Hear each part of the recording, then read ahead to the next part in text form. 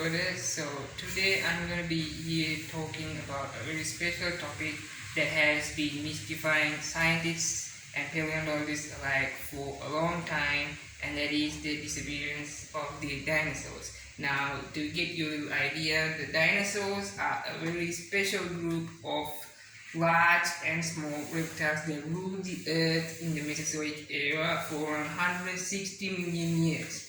So when suddenly they just died out in just like that overnight in the evolutionary time scale, it provided a really big puzzle for scientists and paleontologists out there. So now to take to the topic on what are the theories that are revolving around the disappearance of the dinosaurs, there are two kinds of theories, and one is the gradual effect and the other one is the catastrophic disaster or sudden disaster theory. So now I'll be first of all going to the gradualism theory, and in the gradualism theory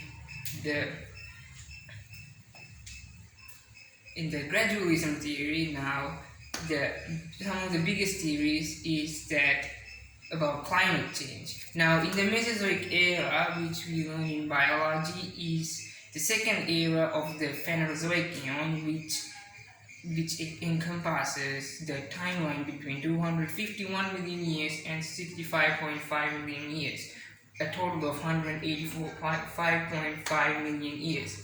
So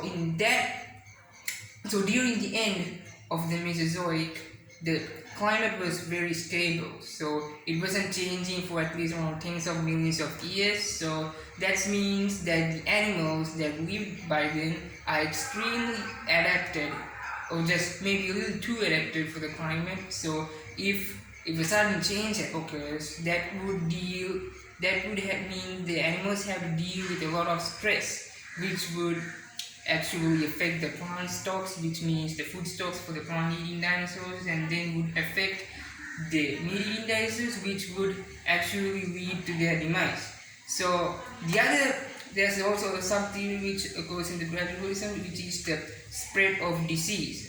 So that this is not a really uncommon thing going on in the prehistoric times, because in the disease theory now, the continents by then were really dynamic and were changing and forming to the present day continental shapes that we see here today. So when this was happening, this means that new continents joined and other land masses too, which means that dinosaurs and other animals from those continents could migrate to other land masses, which means they are also carrying their diseases and afflicting the endemic species with theirs. So with that, I'm going to change to the other main theory, which is the sudden disaster theory. So in the sudden disaster theory, it's mostly about volcanic eruptions and earthquakes and tsunamis and stuff like that. But in 1970, it all changed to another certain direction when scientists found that in between the KT boundary, the Cretaceous and Tertiary. Tertiary means the present day, and Cretaceous means the last period of the Mesozoic era. Tertiary, which encompasses the periods Paleogene, Neogene, and Quaternary. And so with that, in the middle of the KT boundary, they found the element iridium. So the specialty about this is that iridium is a very rare earth metal, but they are quite fairly common in meteorites. So with that, scientists came to the conclusion that maybe a meteorite struck the earth and caused the end. This was backed up by the finding of a 250 kilometer diameter crater made by a 10 kilometer diameter meteorite in the Gulf of Mexico. It's called the Chicxulub crater.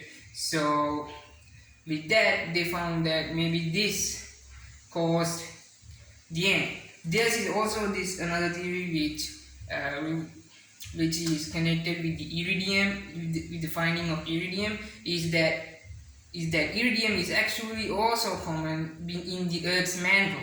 So during those times, volcanic eruptions were even more common than we find it today. So, and they were really quite common. So this could mean that iridium was brought to the surface of the Earth because of the volcanic eruptions. So just to give you a little bit idea, the continent of Yucatan and the subcontinent of India and Yucatan were actually aligned exactly at the opposite ends of the Earth. And India was actually covered with lava.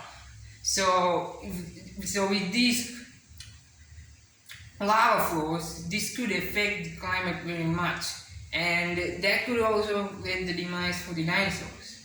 So with that, anyway, the dinosaurs finally died out 65.5 million years, and they are still trying to find out what actually happened to them, like just like that. So anyway, even though that led to their demise, this made another class of animals gain prominence on the Earth's surface, the mammoths, which evolved later to us humans. So with that, I finish my speech. Thanks for listening.